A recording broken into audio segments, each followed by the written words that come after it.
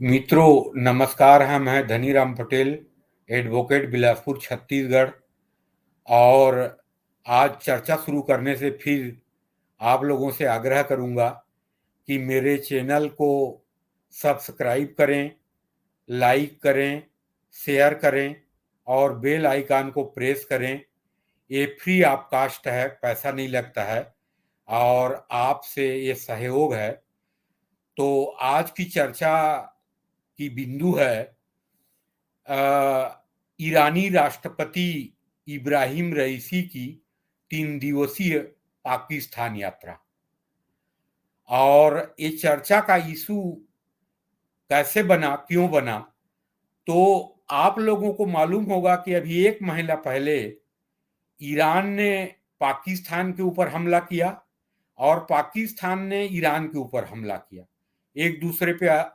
आरोप लगाया कि टेररिस्टों को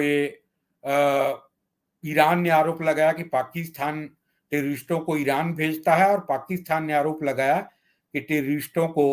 ईरान पाकिस्तान भेजता है। लेकिन एक महत्वपूर्ण चीज बताऊं, पाकिस्तान की जो 77 साल की इतिहास है, पाकिस्तान के जन्म से लेकर अब तक,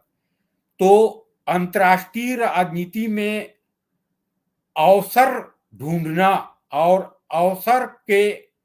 अवसरवादी बनना, उसका फायदा उठाना। जब पाकिस्तान स्वतंत्र हुआ 1947 में 14 अगस्त,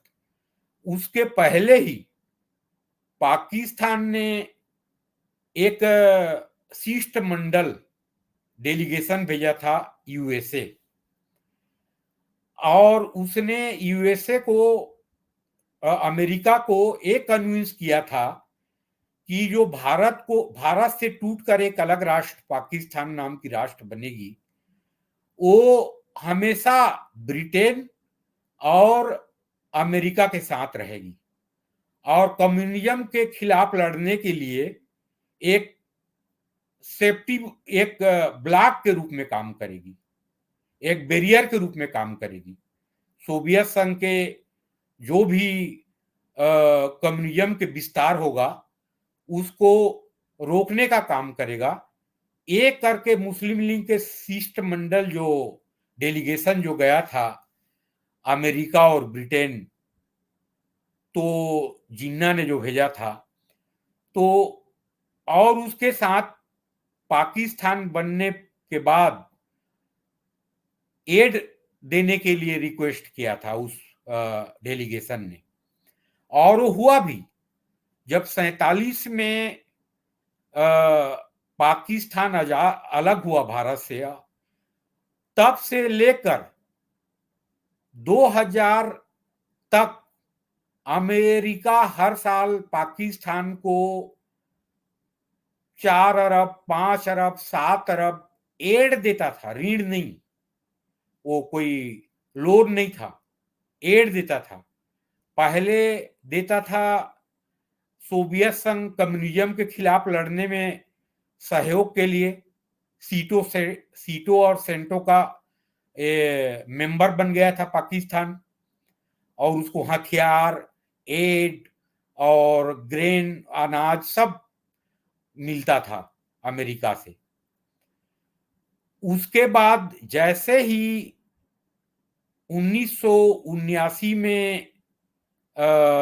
इन्वेट किया सोवियत संघ ने अफगानिस्तान में, तो कम्युनिज्म और सोवियत संघ से लड़ने के नाम पे हर साल 7 से 8 अरब डॉलर अमेरिका ब्रिटेन से पाकिस्तान लेता था। संयुक्त अरब अमीरात, सऊदी अरेबिया से 3 से 5 अरब डॉलर एड मिलता था कम्युनिज्म के खिलाफ लड़ने के लिए और इस्लाम को बचाने के लिए, और अफगानिस्तान में इस्लाम को बचाने के लिए, लड़ने के लिए एड लेता था। ये स्थिति जब अमेरिका ने एड देना बंद किया, 2010 तक दिया कम रूप में, लेकिन उसके बाद बंद किया, तो फिर चाइना से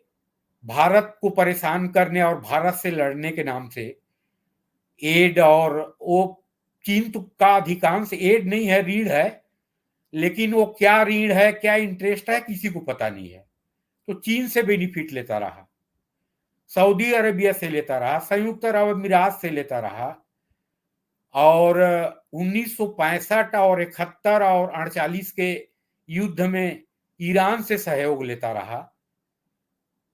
ईरान ने पाकिस्तान को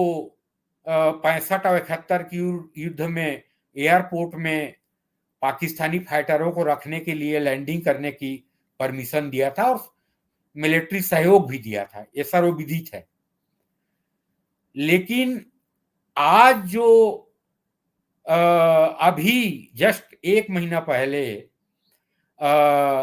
एक दूसरे के ऊपर हमला किए हैं, एक दूसरे के ऊपर व्यापार नहीं है, एक दूसरे के वहां बिल्कुल ट्रेड बंद है, और एक दूसरे को ऊपर आरोप लगा रहे हैं कि टेररिस्ट भेजते हैं एक दूसरे के राष्ट्रों में, वहां अचानक ईरान के विदेश मंत्री पाकिस्तान आता है और ईरान के प्रेसिडेंट यात्रा में, रईसी यात्रा में आएंगे करके बोलता है। उसके बाद पाकिस्तान रेड कारपेट बिछा के आज 3 दिन की यात्रा में रईसी जो आए हैं, ईरान के राष्ट्रपति, उनका स्वागत करता है। तो पाकिस्तान ने इस्लाम के नाम से और इजराइल को बर्बाद करने के नाम से ईरान को सहयोग नहीं दे रहा है। इसमें इसकी जो अंतर्राष्ट्रीय नीति और दुनिया से भीख लेने की नीति रही है, एड लेने की नीति रही है। जैसे मैंने बताया, अमेरिका, ब्रिटेन, संयुक्त अरब अमीरात और सऊदी अरेबिया ईरान से कैसे लेता था, वही आज जो 1 अरब के विश्व बैंक से ऋण जो पाकिस्तान चाहता है,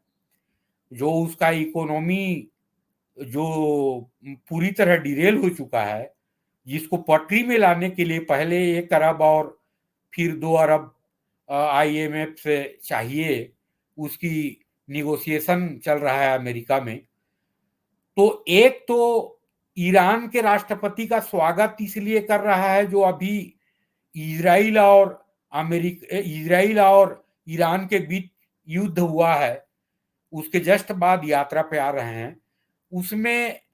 एक तो अमेरिका को ये दिखाना चाहता है कि आप हमको सहयोग नहीं दोगे, विश्व बैंक में, IMF में, इंटरनेशनल मॉनेटरी फंड में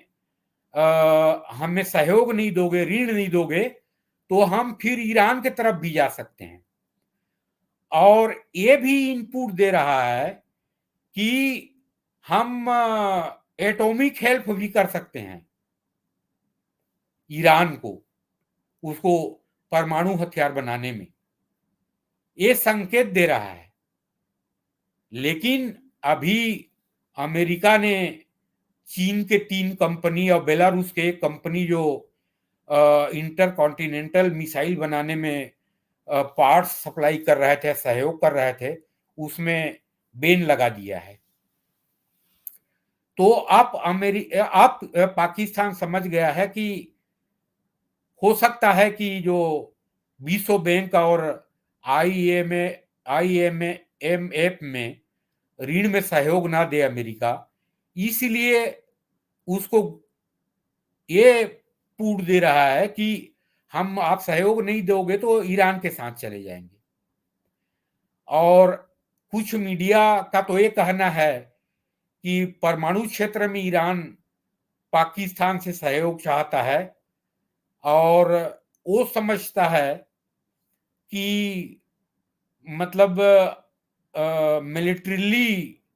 और आर्म क्षेत्र में, मिसाइल के क्षेत्र में, टेक्नोलॉजी, ड्रोन टेक्नोलॉजी के क्षेत्र में, और एयर डिफेंस सिस्टम में इजराइल तो अपना श्रेष्ठता सिद्ध कर दिया है, वर्ल्ड वाइड श्रेष्ठता सिद्ध कर दिया है इजराइल ने और अमेरिका ने। जो उसके डिफेंस सिस्टम है, एयर डिफेंस सिस्टम है, इजराइल के और अमेरिका के थाट और उसके डोम एयर डिफेंस सिस्टम, इसने S-400 300 की जो गुणवत्ता था वो तो अभी यूक्रेन और ये मतलब रसिया के युद्ध में सिद्ध हो गया। उसमें कई जगह भी यूक्रेन के ड्रोन ने एयर डिफेंस सिस्टम में रसिया के हमला किया तो उसने डिफेंस नहीं कर पाया, बर्बाद हो चुके हैं। तो टेक्निकली इजराइल ने सिद्ध कर दिया कि वो श्रेष्ठ है। अमेरिका भी एयर डिफेंस सिस्टम में श्रेष्ठ है, उसका कोई मुकाबला नहीं है। और अभी जो ईरान के हमला के बाद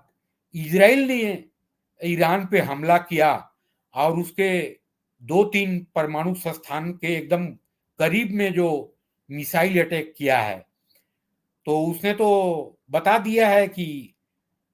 इजराइल चाहे तो उसके पूरे परमाणु संस्थान को, जैसे 1987 में इराक के परमाणु संस्थान और लीबिया के परमाणु संस्थान को नष्ट किया था इजराइल ने, वैसे अभी भी मिलिट्रीली बहुत स्ट्रांग हो गया है पिछले 10 साल में ईरान। उसके बाद भी इजराइल चाहे तो डिस्ट्रॉय कर सकता है, चाहे दुनिया कुछ भी बिलबिलाए, हाय तौबा मचाए। मैं, इसका मतलब ये नहीं है कि मैं इजराइल के समर्थन कर रहा हूं कि ईरान के समर्थन कर रहा हूं। इजराइल के भी गलती है जो पहले जो जो 48 की स्थिति में इजराइल का क्षेत्र था वो बढ़ते बढ़ते डबल हो गया,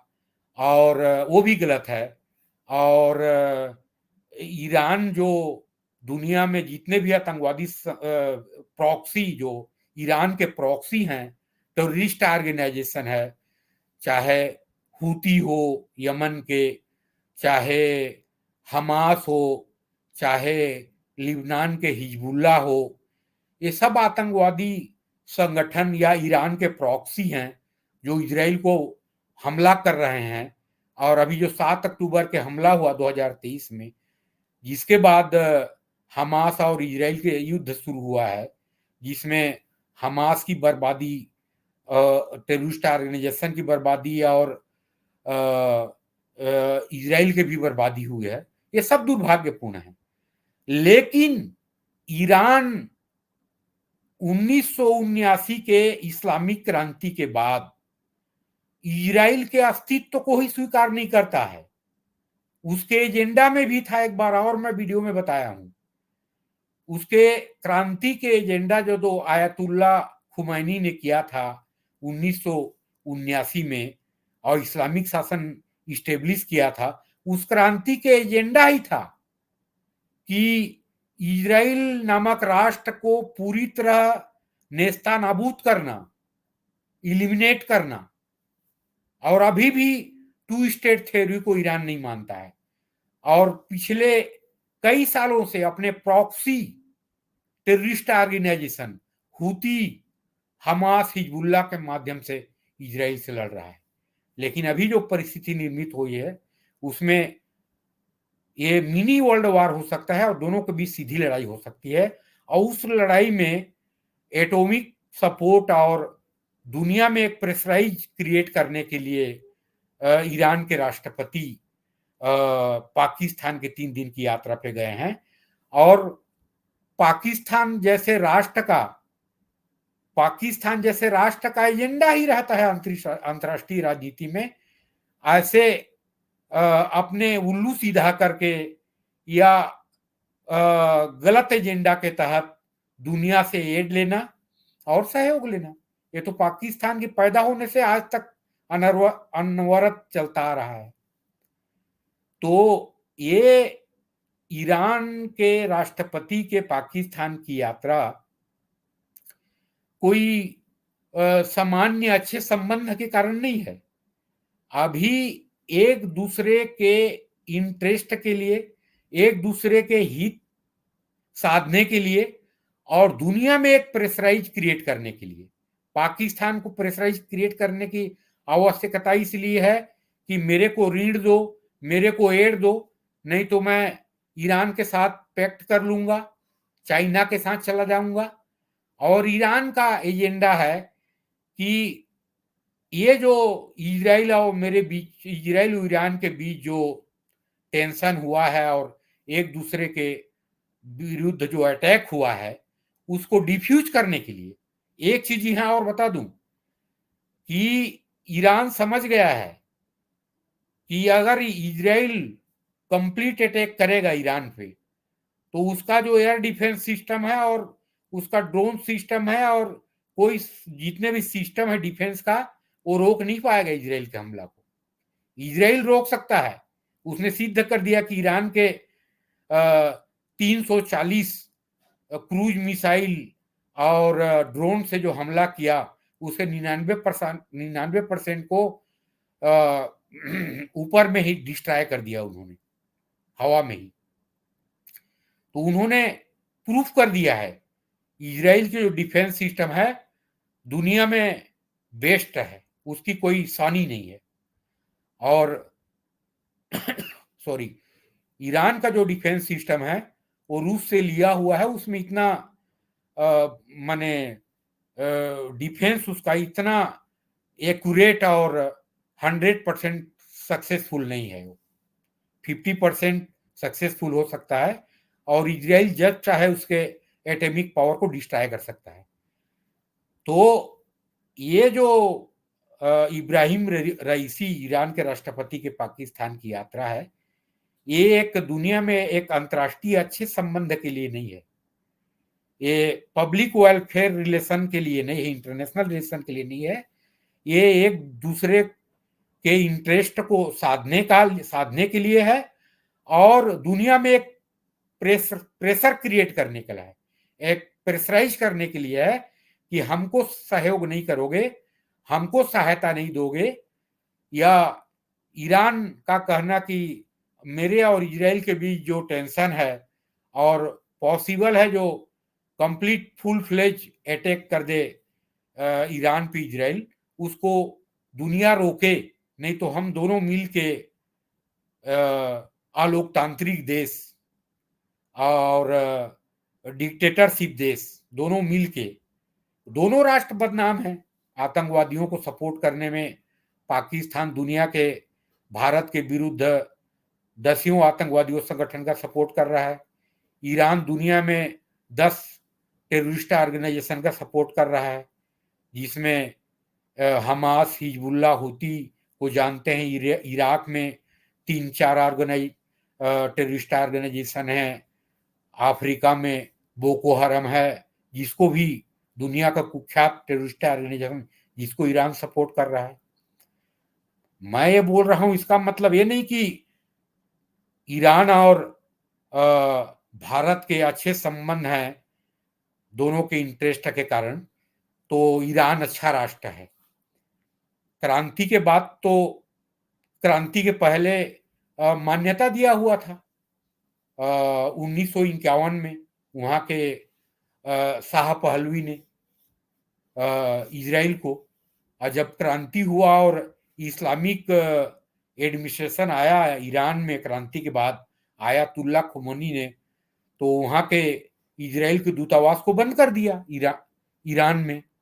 और बायलैटरल रिलेशन कट ऑफ कर दिया आयतुल्ला खुमैनी ने। तो आज जो गल्फ में तनाव है between Israel Hamas, between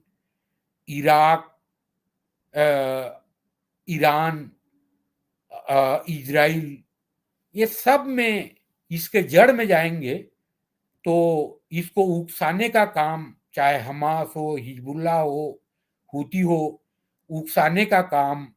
Israel पे हमला करवाने का काम, ये दुनिया के तीनों महत्वपूर्ण टेररिस्ट ऑर्गेनाइजेशन ईरान के प्रॉक्सी के रूप में काम कर रहे हैं। तो ईरान दुनिया में जो तनाव है हम माने फिलिस्तीन और इजराइल के बीच, उसका पीसफुल सॉल्यूशन वो नहीं चाहता है, इजराइल का कंप्लीट इलिमिनेट चाहता है,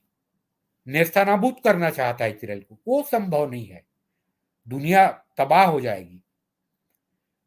हाँ, लेकिन इजराइल के भी जो विस्तारवादी नीति है उसको बंद करना पड़ेगा, और ईरान को भी टू स्टेट थ्योरी, जो एस्लो एकॉर्ड, कैम्प डेविड समझौता 1978 और ओस्लो एकॉर्ड जो नॉर्वे ओस्लो में समझौता हुआ था 1993 में, उसके अनुसार टू स्टेट थ्योरी को मानना पड़ेगा और एक दूसरे का अस्तित्व को स्वीकार करना पड़ेगा। तो इब्राहिम रईसी जो अपने हिडन एजेंडा के तहत पाकिस्तान आए हैं और अपने हिडन एजेंडा के तहत पाकिस्तान उनको वेलकम कर रहा है, जो 1 महीना पहले एक दूसरे पे हमला किए थे, तो इसको मैं आपके सामने रखूं और इस हिडन एजेंडा को आपके सामने खोल के रखूं और बताऊं कि दोनों राष्ट्रों का इंटरेस्ट और हिडन एजेंडा क्या है, इसलिए आया था। Thank you. जय हिंद, जय भारत, नमस्कार।